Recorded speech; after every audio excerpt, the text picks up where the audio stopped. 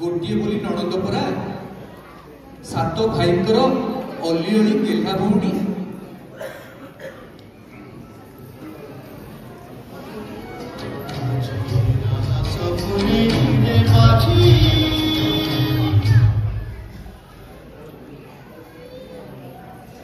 से गेल्हा नणंदकर सबु सेवारे सात भौज माने दिन राति एक कोटी था आउ बेले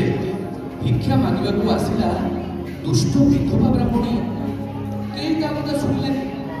से रागरे कहला तम मुह को लाज नाही मिया को अंटी रे पुरैछ मो कथा मान मुळु माइले जीव सरी देवक सह किंबा कळे आउ बुढ़ी ब्राह्मणी कथा रे भाउज माने भली गले तो माने सेवा करबा जागा रे भलो पिंधिबाकू कि भलो खाइबाकू देलेनी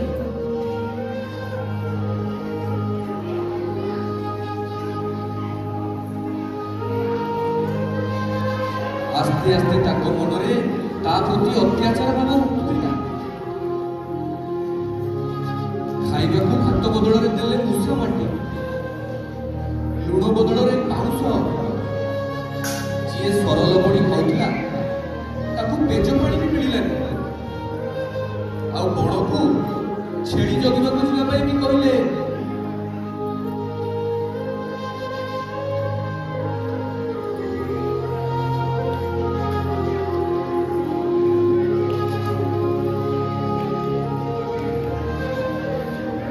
किंतु सान भौज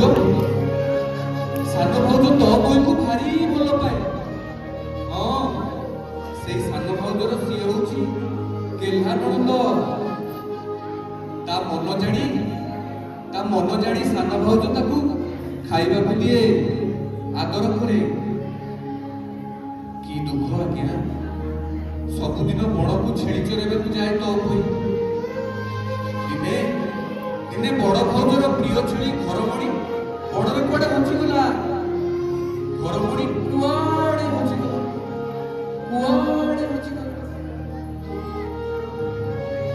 एक कथा सुनी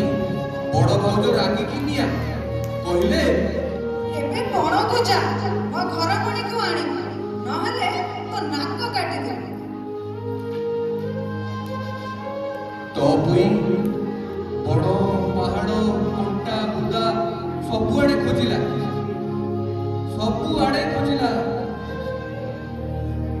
घरमणी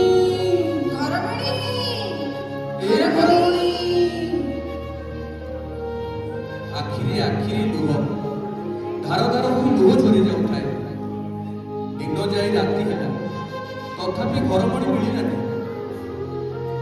किछि दूर माँ मंगला को पूजा करुवा किछि झील को देखी से भी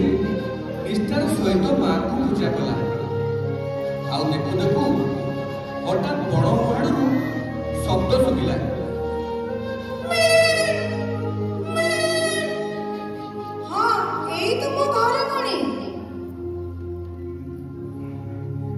एमिति दुख कष्ट तो पूरा दिन बीती चली थाए माँ मंगला को सबु दिन डाकु थाए हे माँ मंगला ओ भाई मान को भलरे शीघ्र फेराई आण आ अल्प दिन भितर सात भाई माने बोध धरी फेरी आसिले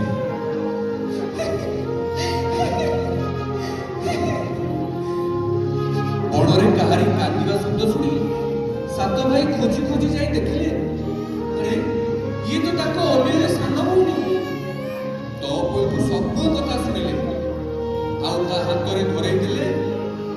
ଛୁରୀ।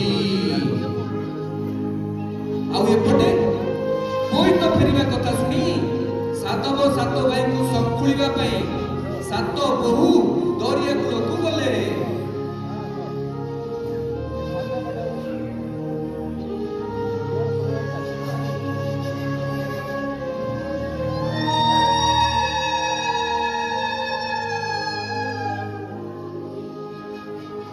ସାଧବ ଭାଇ ମାନେ ତାକୁ କହିଲେ, ତମେ ମାନେ ପ୍ରଥମେ ଯାଇ ବୋଇତ ମଙ୍ଗରେ ଥିବା ମା ମଙ୍ଗଳାକୁ ବନ୍ଦାପନା କର, ତାପରେ ଯାଇ ଆମକୁ ବନ୍ଦେଇବ। ତାପରେ ଜଣ ଜଣ କରି ସମସ୍ତେ ବୋଇତ ମଙ୍ଗ ପାଖକୁ ଗଲେ,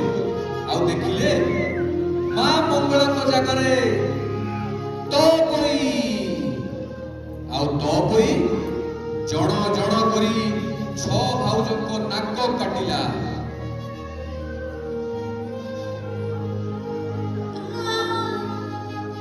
କିନ୍ତୁ ସାନ ଭାଉଜଙ୍କୁ ଦେଖି ତା ହାତରୁ ଛୁରୀ ଖସି ପଡ଼ିଲା। ସାନ ଭାଉଜ ଶ୍ରଦ୍ଧାରେ ତପୋଇକୁ କୋଳେଇ ନେଲେ, ଆଉ ସମସ୍ତେ ଖୁସି ମନରେ ଘରକୁ ଫେରିଲେ। ଆଉ ସେଥିପାଇଁ ଭାଦ୍ରବ ମାସ ରବିବାର ଦିନ ସମସ୍ତ ଓଡ଼ିଆ କୁମାରୀ ମାନେ ଖୁଦୁରୁକୁଣୀ ଓଷା କରନ୍ତି। ହେଲେ